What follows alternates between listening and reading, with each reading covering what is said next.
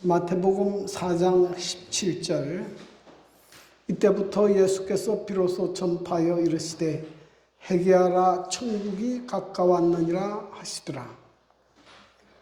사도행전 3장 19절 그러므로 너희가 회개하고 돌이켜 너희 죄 없이함을 받으라. 이같이 하면 새롭게 되는 날이 주 앞으로부터 이를 것이요. 존경하는 성도 여러분, 한 주일 동안도 주님 은혜 가운데 평안하셨습니까? 네, 오늘 복되고 거룩한 안식일에 우리 성도 여러분들 뵙게 돼서 대단히 반갑습니다.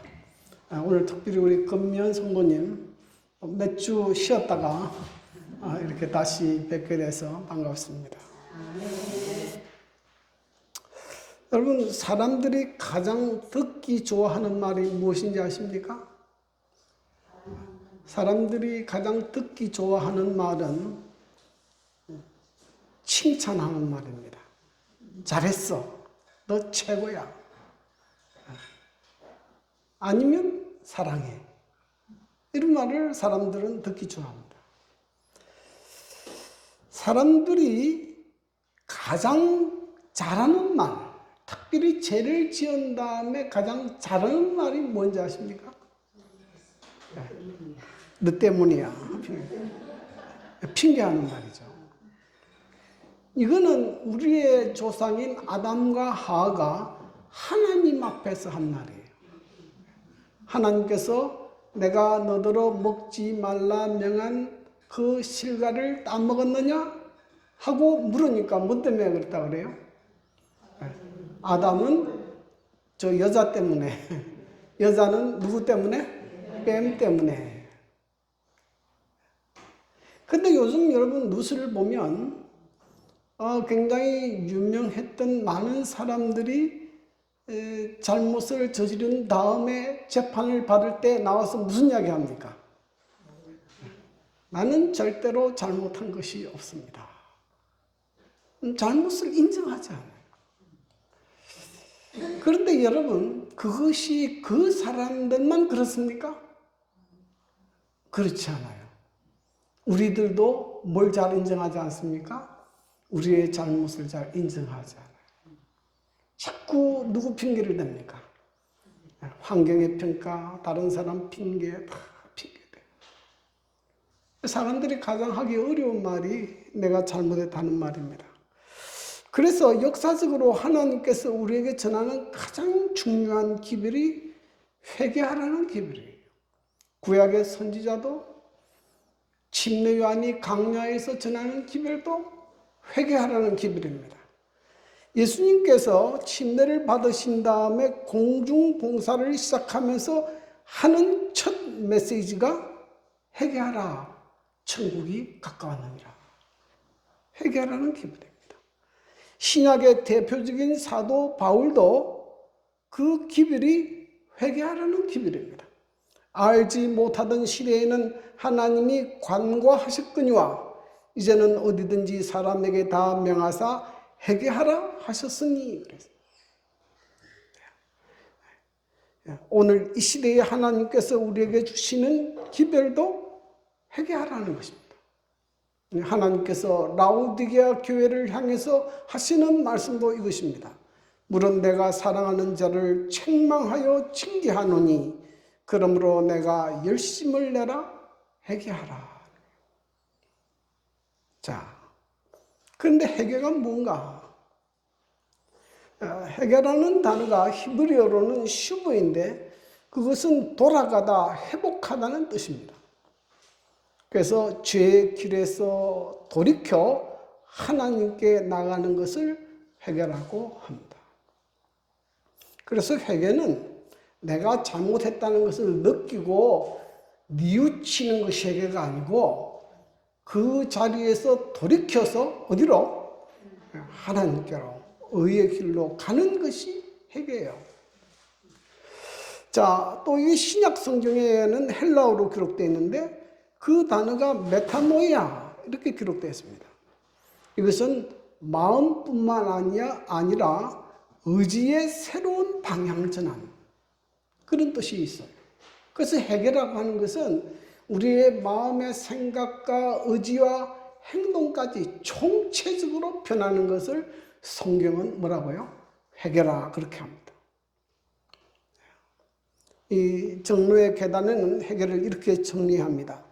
회개란 죄를 슬퍼하고 죄에서 떠나는 것을 의미한다. 그래서 죄의 길로 가던 사람이 내가 지금 잘못된 길로 가고 있구나 하고 느끼고 또 거기서 떠나서 다시 누구의 길로? 의로운 길로 하나님께로 나가는 것을 회개라 그렇게 얘기합니다. 그러면 왜 우리에게 회개가 필요한가? 자, 왜 우리의 삶의 죄에서 떠나는 것이 필요한가 하는 것입니다. 여러분 경영학의 법칙에 보면 썩은 사과의 법칙이라는 게 있어요. 이거는 뭐냐면 썩은 사과가 하나가 상자 속에 모든 사과를 썩게 한다는 거예요.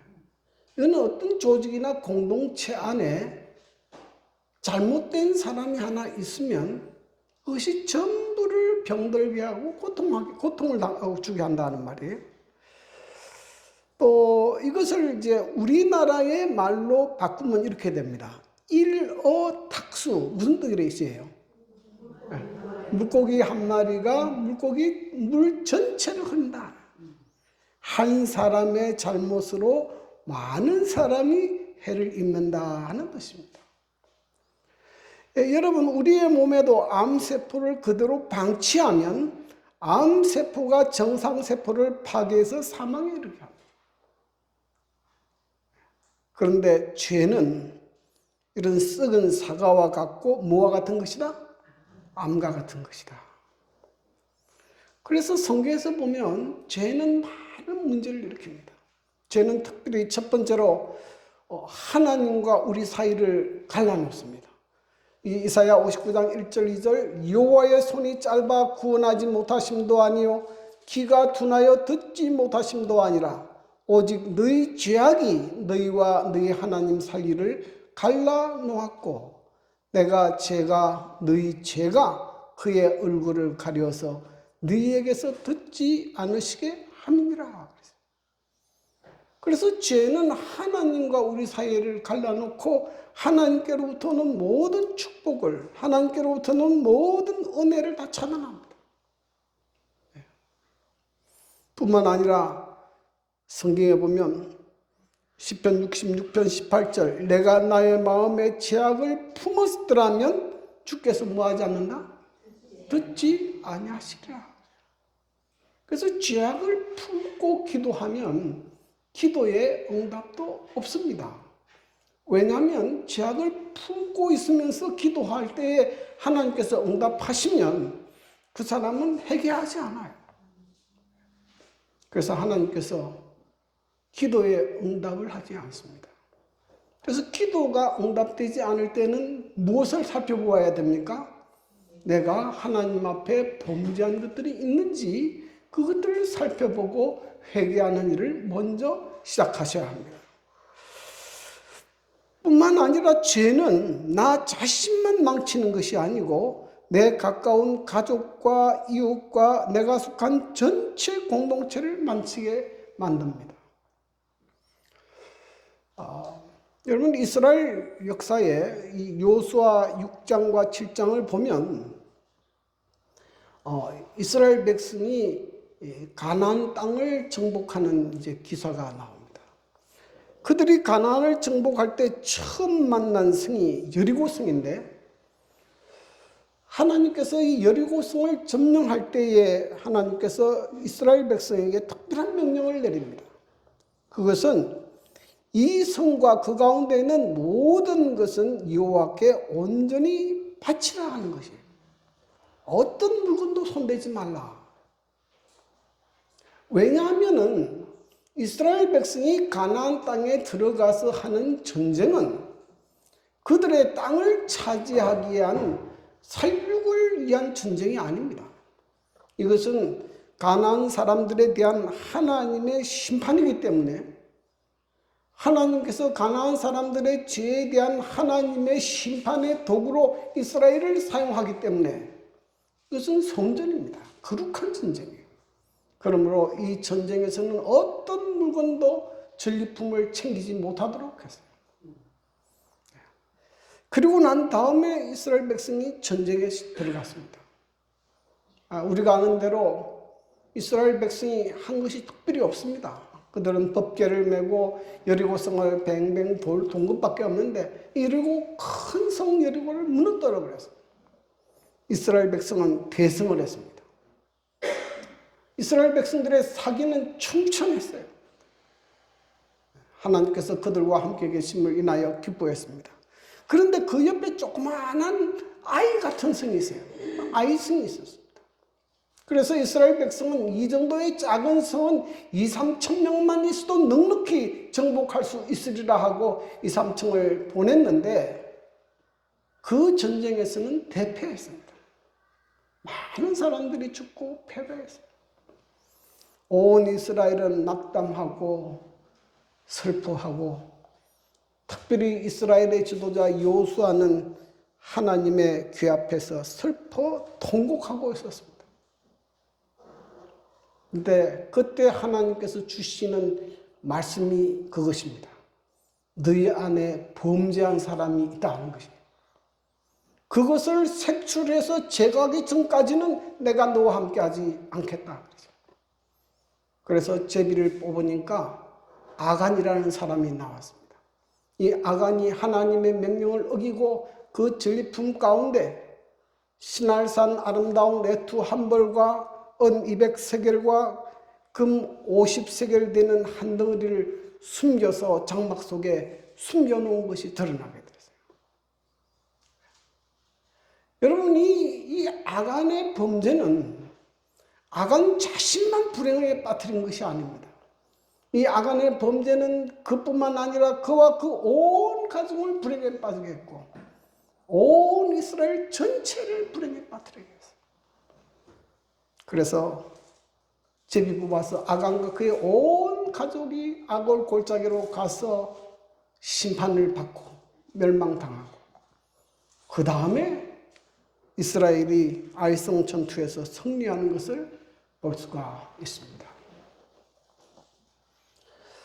그러므로 여러분, 죄는 그만큼 우리 자신과 우리 가족과 우리의 이웃을 망치는 것입니다. 그래서 성경은 우리에게 뭘 요청합니까? 회개를 요청합니다.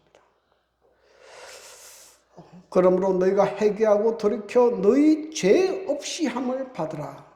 이같이 하면 새롭게 되는 날이 주 앞으로부터 이를 것이요. 회개는 죄 사함을 받을 수 있는 유일한 방법이고 예수를 믿고 구원을 얻는 첫 계단이다. 저는 이 말씀을 생각할 때마다 참 놀랍습니다. 여러분, 다른 종교는 죄 사함을 받으려면 많은 고행을 해야 돼요. 어떤 사람들은 수백 킬로를 기어서 가야 되고 어떤 사람은 채찍으로 자기 몸에 피를 흘려야 되고 그런 것들을 요구합니다. 네, 하나님께서는 우리에게 뭘 요구하는가 하면 회개를 요구하는 거예요. 회개만 하면 뭐 하겠다는 거예요? 하나님께서 우리의 죄를 용서해 주시겠다. 참 얼마나 놀라운 사랑과 자비의 하나님입니까? 그래서 이 정로의 계단에 보면요, 우리가 하나님께로 나가는 첫 계단이 뭐냐면 회개입니다. 인류에 대한 하나님의 사랑, 죄인에게 필요한 그리스도, 이것은 하나님께서 우리를 깨닫게 하는 것이고요. 우리의 반응 가운데 첫 반응은 뭐냐면 회개입니다. 우리가 천국까지 가는 길에 있어서 첫 계단은 회개고 죄 고백이고 헌신입니다. 이렇게 나옵니다. 그래서 회개 없이 진정한 그리스도인이 될 수 없고 회개 없이 구원을 얻을 수 없고 회개 없이는 하나님의 나라에 들어갈 수 없습니다. 회개는 그리스도인의 삶에 절대적으로 필요한 것입니다.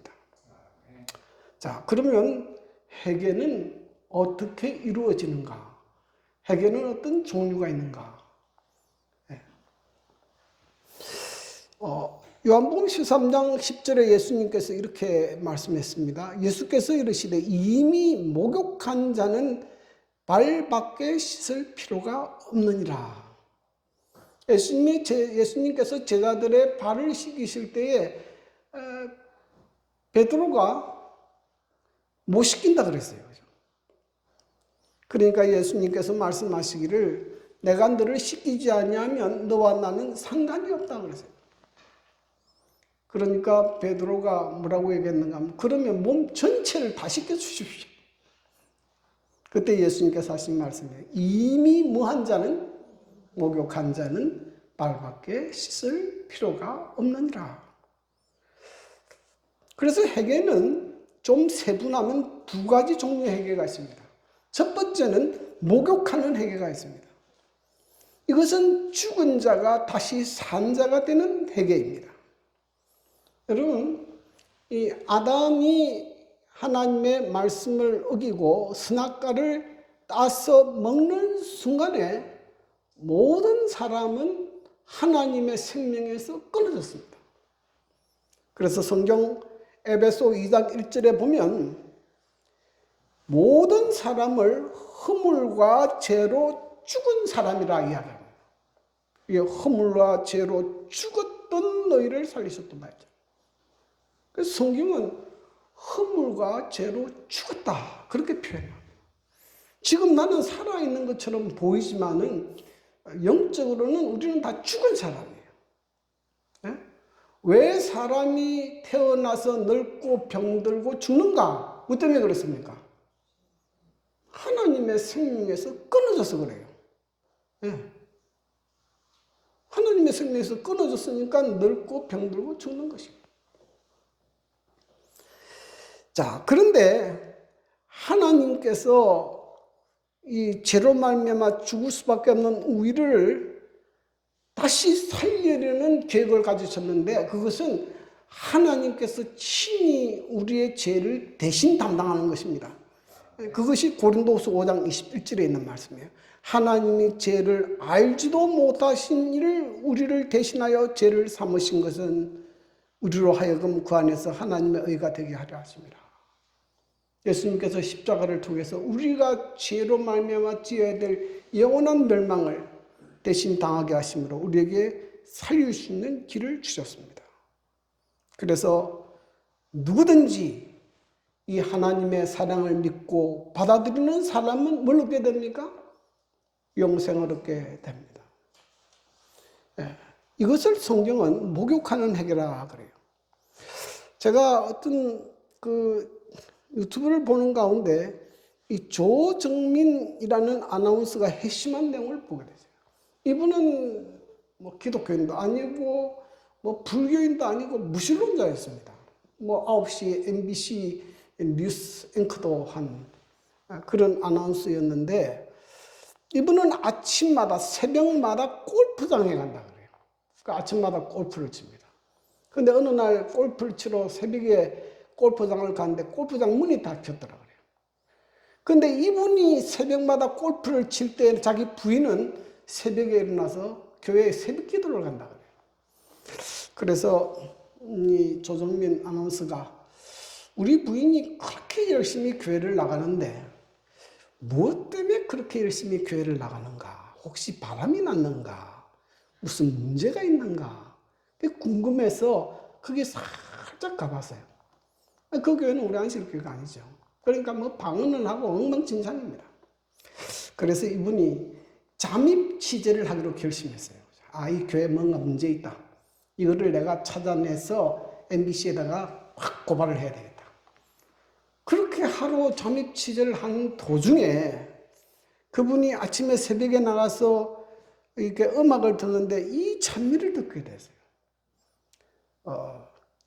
너 예수께 조용히 나가 내 모든 짐을 내려놓고 주 십자가 사랑을 믿어 죄 사함을 너 받으라. 주 예수께 조용히 나가 내 마음을 쏟아 놓으라. 늘 엄밀히 보시는 주님 큰 은혜를 베푸시리.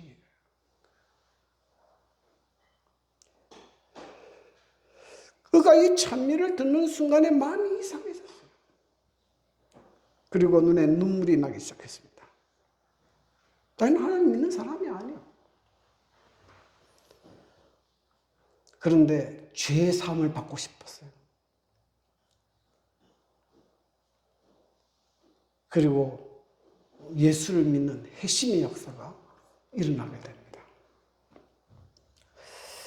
이것을 우리는 이 성령의 역사라고 합니다. 여러분, 이런 역사는 우리의 힘으로 일어난 게 아닙니다. 여러분도 그런 걸 경험하지 않습니까? 가끔 성령께서 우리 마음에 역사하시면은 너가 이렇게 살아도 되겠느냐 이런 생각이 들게 만들어요. 마음속에 새로운 삶을 갈망하는 마음이 일어나는데 이것은 누가 역사하시는가 하면 성령께서 그렇게 하시는 거예요.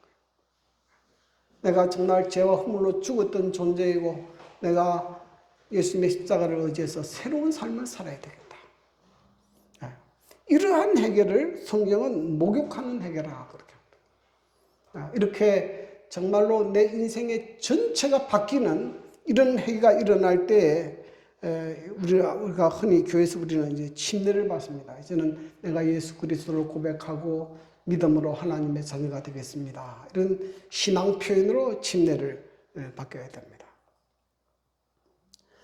그 다음에 발 씻는 해가 있는데요. 발 씻는 해는 어떤 건가 하면 하나님을 향하여 돌이키는 해결을 경험한 사람, 곧 참된 그리스도인이 믿음의 신앙생활을 하는 중에 잘못한 것을 뉘우치고 하나님께 용서를 구하는 해결을 말한다.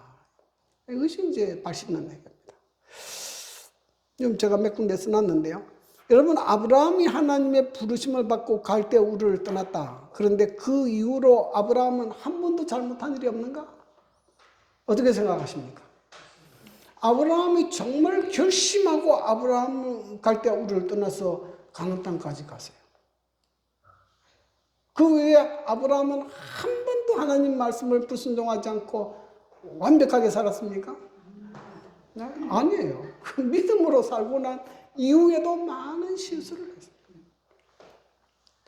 누가복음 15장에 예수님께서 탕자의 비유를 말씀하셨는데 그 탕자가 거지가 돼서 아버지에게 돌아왔습니다. 그런데 기록은 없어요. 그런데 탕자가 아버지 집에 돌아온 이후에 한 번도 잘못한 일이 없을까? 우리가 정확하게 알 수는 없지만 유추해 보면 또 많은 실수를 저질렀을 것입니다. 그런데 여러분, 이렇게 우리가 예수를 믿고 믿음으로 살아도 여전히 실수하고 잘못한 일도 많이 있는데 이때 누가 우리를 깨닫게 깨우쳐 주신다고요? 하나님의 성령께서 우리의 잘못을 깨우쳐 주십니다. 이때 하는 해결을 무슨 해결이라고 그런다고요? 발 씻는 해결이라고 그러죠. 그래서 우리 교회에서는 성찬식을 하기 전에 뭘 합니까? 세종예식을 합니다. 이 세종예식을 하는 것은 그런 의미가 있는 거예요. 우리가 예수를 믿고 난 이후에 짓는 모든 죄들을 하나님 앞에 회개하고, 특별히 내가 다른 사람에게 실수하거나 잘못한 것이 있으면 그 사람에게 용서를 구하고 용서함을 받는 그런 경험을 의미합니다. 그래서 우리가 다음 안식일에 우리가 성만찬예식을 행하는데 이 성만찬예식을 행하기 전에 이 세종예식을 행하게 됩니다. 그래서 이 세종예식에도 참여하면 좋겠습니다. 그런데 이런 그 성령의 역사는 계속되는데요. 하나님의 성령께서 우리의 죄를 깨닫게 하고 회개할 수 있는 그런 기회를 주시는데 그때의 반응이 두 가지로 나타납니다. 두 가지로 나타나요. 이게 오늘 고린도후서 7장 10절에는 하나님의 뜻대로 하는 근심이 있고 세상 근심이 있습니다. 그래서 이 회개도 거짓 회개가 있고 참 회개가 있어요. 이 거짓 회개의 대표자는 누군가 하면 가룟 유다입니다. 이거 보십시오. 마태복음 27장 3절 5절에 보면 그때에 예수를 판 유다가 그의 정죄됨을 보고 스스로 뭐 했습니까? 뉘우쳤어요. 여러분, 성경을 읽어보면 유다는 예수님의 판 것을 잘못했다고 느꼈어요. 내가 잘못했다 이야기했습니다. 또 뉘우쳤습니다. 근데 왜 가룟 유다의 해결을 거짓 해결이라고 하는가 하면 그 이후에 그의 삶에 변화가 일어나지 않았어요. 그의 삶은 뭐로 끝났습니까? 목매어 자살로 끝나버렸어요. 그건 참 해결가 아니에요. 그러니까 진정한 변화가 일어나지 않는 해결은 가짜입니다. 가짜예요. 여기 보면 에스는 팥죽 한 그릇에 장자의 명분을 판 것을 후회했습니다. 여기 히브리서 12장 17절에 보면 이렇게 기록합니다. 너희가 아는 바와 같이 그가 그 후에 축복을 이어받으려고 눈물을 흘리며 구하되 버림받아 되어 회개할 기회를 얻지 못하였느니라. 진짜로 후회했어요. 에스도. 내가 팥죽 한 그릇 먹고 내가 장자의 명분을 팔았구나. 근데 에스는 뭘 후회한 것 같습니까? 네. 뭘 후회했어요? 에스는 이 이스라엘의 장자의 명분은 물질적으로 아버지의 재산을 배로 더 받는 것도 있지만은 영적으로 하나님의 자녀가 되는 것을 상속하는 거예요. 네. 그 믿음의 자손으로서 이제 이어가도록 하는 그런 것이 있는데 아브라함이 원한 것은 이 에스가 원한 것은 무엇뿐입니까? 아버지가 줘야 될 그 장자로서의 재산을 못 받은 것만 후회했지 뭐에 대한 후회는 없어요. 그가 믿음의 자손이 되고 하나님의 백성이 되고 하나님의 영원한 나라에 들어가야 되겠다. 그 관심도 없었어요. 오직 돈, 오직 재물. 그래서 이런 해결을 거짓 해결이라고 그렇게 합니다. 네.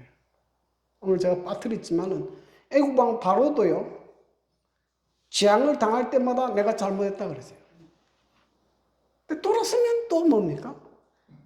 그대로 또 행동하는 거예요. 여러분 참된 해결은 대표자는 다윗인데요. 다윗 우리가 잘 알다시피 뭐 끔찍한 죄를 저질렀습니다. 그런데 다윗의 해결을 진실하다고 보는 이유는 그는 우선 먼저 자기 죄를 인정했어요. 선지자가 와서 당신이 이런 죄를 저질렀습니다라고 했을 때 그는 자기의 죄를 솔직하게 인정했습니다. 이 시편 51편 3절 물은 나는 내 죄가를 내가 아오니 내 죄가 항상 내 앞에 있나이다. 그는 자기 죄를 숨기려고 하지도 않았고 합리화하지도 않았고 정당하지도 않았어요.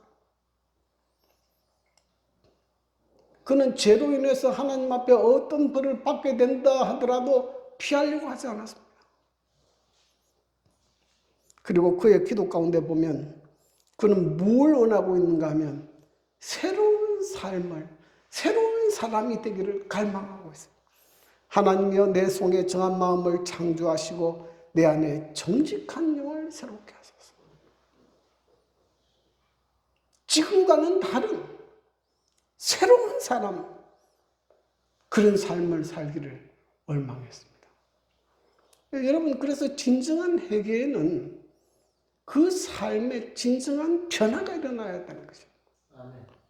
여러분, 우리의 삶에 이런 진정한 변화가 일어나게 되기를 간절히 바랍니다. 베드로도 예수님을 3번 부인하고 마태복음 26장 75절에 보면 심히 통곡하니라 그랬어요. 통곡했어요.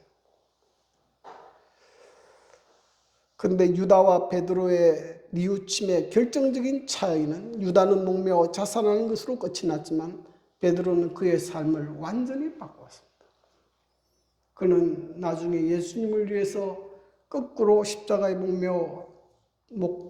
십자가에 매달려 죽을 만큼, 순교할 만큼 그는 주님의 충실한 제자로 그의 삶을 바꾸었습니다. 그래서 베드로를 진실한 회개의 대표자로 성경은 말씀하고 있습니다. 그래서 참 회개는 죄 자체를 설포하고 죄에서 돌아서는 것이다. 그렇게 말씀합니다. 침례요한은 그래서 우리에게 이렇게 권면합니다. 그러므로 회개에 합당한 뭘 먹고 열매를 맺으라. 그렇게. 해결한 죄에 대한 단순한 외적 고백만이 아니라 근본적인 인격적 변화가 일어나야 한다. 이러한 품성의 변화들이 열매를 맺어 하나님께 영광을 돌리게 해야 한다. 하나님께서는 우리의 삶에 이런 회개에 합당한 열매가 맺히게 되기를 원합니다. 그런데 왜 나는 예수를 믿어도 변화가 일어나지 않는가? 왜 변화가 일어나지 않습니까? 그것은 아직도 진정으로 버리지 못한 죄가 있을 때에는 회개가 일어나지 않아요. 반드시 생애에 확실한 변화가 있어야 하나님께 끓이기는 것은 무엇이든지 반드시 벌어야 한다. 그래서 여러분, 혹시 하나님과 나 사이에 아직도 버리지 못한 은밀한 죄가 있으면 그 모든 것들을 확실히 버리고 온전히 믿음으로 사는 저와 여러분이 되기를 간절히 바랍니다. 하나님께서는 우리가 회개하기를 원하십니다. 오직 주께서 너희를 대하여 오래 참으사 아무도 멸망하지 아니하고 다 회개하기에 이르기를 원하시느니라. 회개는 구원의 유일한 조건이고 우리의 삶에 하나님의 축복이 이르러 올 수 있는 유일한 방법입니다. 그래서 회개 없이는 진정한 그리스도인이 될 수도 없고 회개 없이는 우리가 하나님의 나라에 들어갈 수 없습니다. 2024년 이제 한 해가 저물고 있는데 혹시 하나님과 나 사이에 엄밀한 죄가 있으면 모든 것을 회개하고 새로운 마음으로 주님께 나가는 그런 한 해가 되기를 바랍니다. 그렇게 함으로 여러분과 우리의 삶에 하나님의 풍성한 은혜가 다시 임하는 그런 은총이 충만한 그런 새해가 되기를 바라고 여러분의 삶에 하나님의 축복이 함께 하시기를 바랍니다.